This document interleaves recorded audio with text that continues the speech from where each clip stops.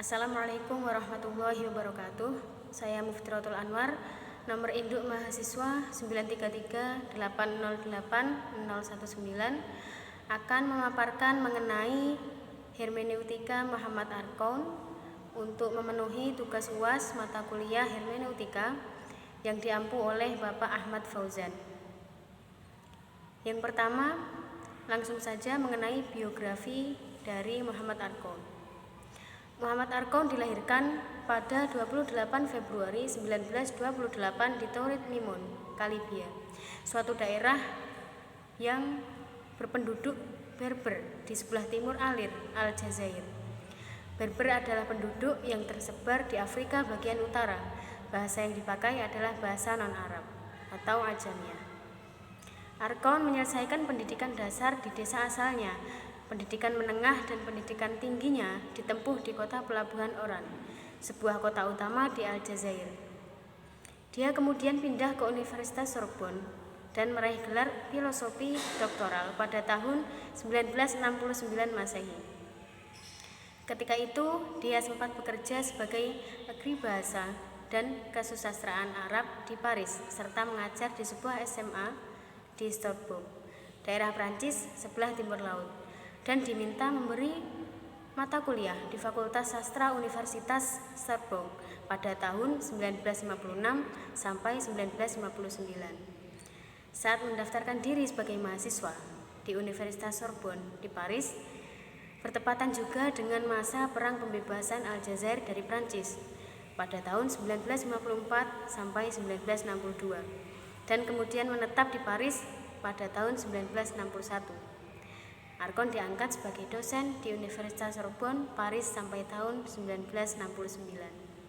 Dari sejarah singkat kehidupan beliau, tampak bahwa berbagai tradisi dan kebudayaan menjadi faktor penting dalam membentuk cara berpikirnya. Hal itu akan semakin jelas jika kita mengarahkan perhatian kita pada bidang bahasa. Sejak kecil, Muhammad Arkoun telah terbiasa berbicara dan menulis secara intens dengan 3 bahasa, yakni bahasa Kalibia, Prancis, dan Arab. Bahasa Kalibia digunakan oleh beliau dalam kehidupannya sehari-hari. Bahasa Prancis dipakai di sekolah dan dalam urusan administratif. Sementara bahasa Arab digunakan di lingkungan masjid dan dalam urusan yang berkaitan dengan Islam. Dengan penguasaan 3 bahasa ini, maka tidak heran jika kemudian beliau menaruh perhatian yang besar pada peranan bahasa dalam membentuk cara berpikir atau mempengaruhi pemikiran komunikasi masyarakat. Dengan kata lain, dari penguasaannya terhadap 3 bahasa tersebut, secara tidak langsung Arkoun telah menambah dan mewakili 3 budaya sekaligus, Arab, Islam, dan Barat, khususnya Eropa. Kemudian langsung saja dalam pembahasan, yakni hermeneutika Islam Muhammad Arkoun. Dalam karyanya yang berjudul Rethinking Islam pada tahun 1994, semakin terlihat bahwa Arkoun mengkritisi pendekatan kaum militan yang melakukan ideologisasi dan pemistikan terhadap paham keislaman yang tumbuh dalam sejarah. Menurut Arkoun, dengan mengutip pendapat Clifford Geertz untuk memahami Islam, persoalan semiotis kebahasaan mestinya memperoleh perhatian lebih sebelum kita memusatkan diri pada kajian teologis. Akibat kurang analisis historis sosiologis terhadap Islam, maka Al-Quran bisa kehilangan ataupun terputus dari konteks dan relevansi historisnya, sehingga studi keislaman selalu hadir dalam paket-paket produk utama abad tengah yang saling terpisah dan cenderung dianggap final.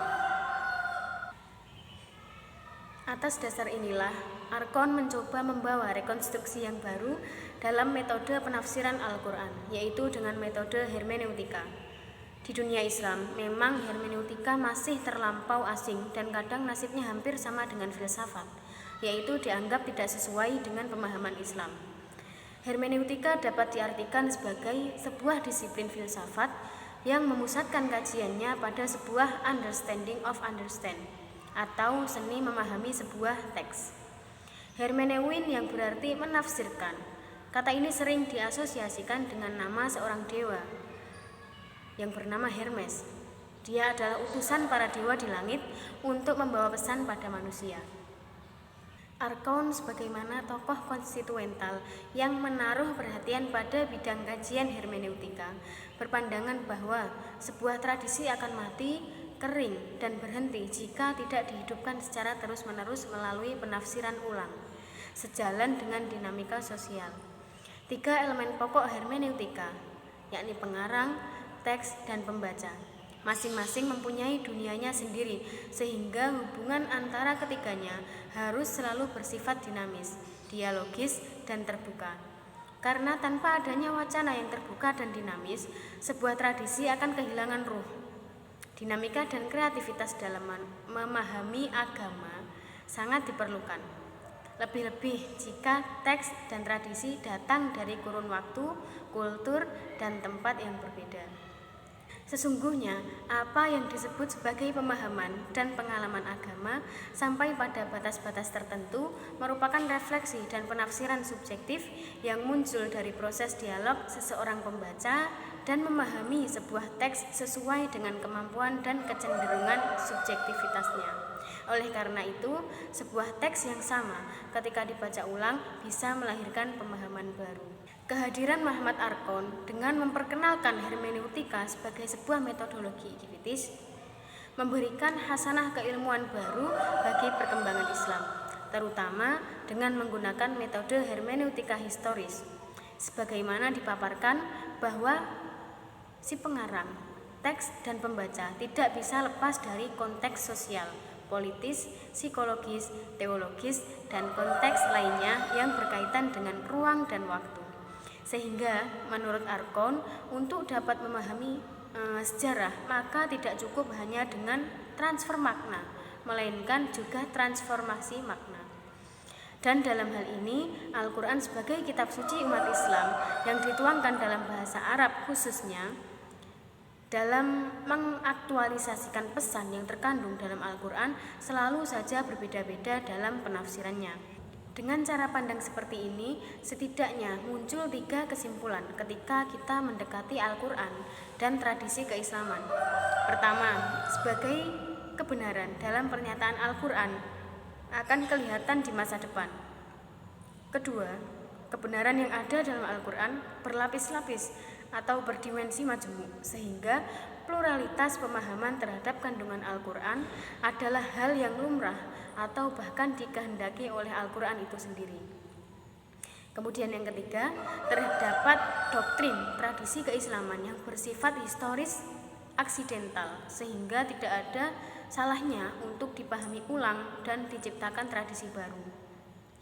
Untuk menghindari kesalahpahaman dalam memahami sebuah teks atau sejarah yang dalam hal ini kita ada kaitannya dengan masa atau kultur.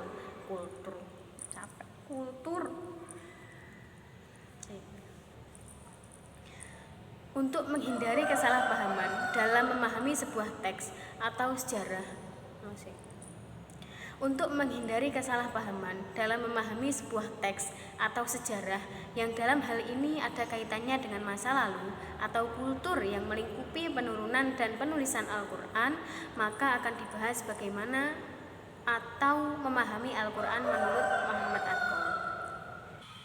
Dalam mengangkat makna dari Al-Quran, hal yang paling pertama dijauhi oleh Muhammad Arkoun adalah pretensi untuk menetapkan makna sebenarnya dari Al-Quran. Sebab Arkoun tidak ingin membakukan makna Al-Quran dengan cara tertentu, kecuali menghadirkan sebisa mungkin aneka ragam maknanya. Untuk itu, pembacaan mencakup 3 saat atau momen, yakni suatu saat linguistis yang memungkinkan kita untuk menemukan keteraturan dasar di bawah keteraturan yang tampak. Suatu saat antropologi mengenai dalam Al-Quran bahasanya yang bersusunan mistis. Kemudian suatu saat historis yang di dalamnya akan ditetapkan jangkauan dan batas-batas tafsir, logika, leksikografis, dan tafsir-tafsir imajinatif yang sampai hal ini dicoba oleh kaum muslim. Sekian yang dapat saya sampaikan, kurang lebihnya mohon maaf. Wassalamualaikum warahmatullahi wabarakatuh.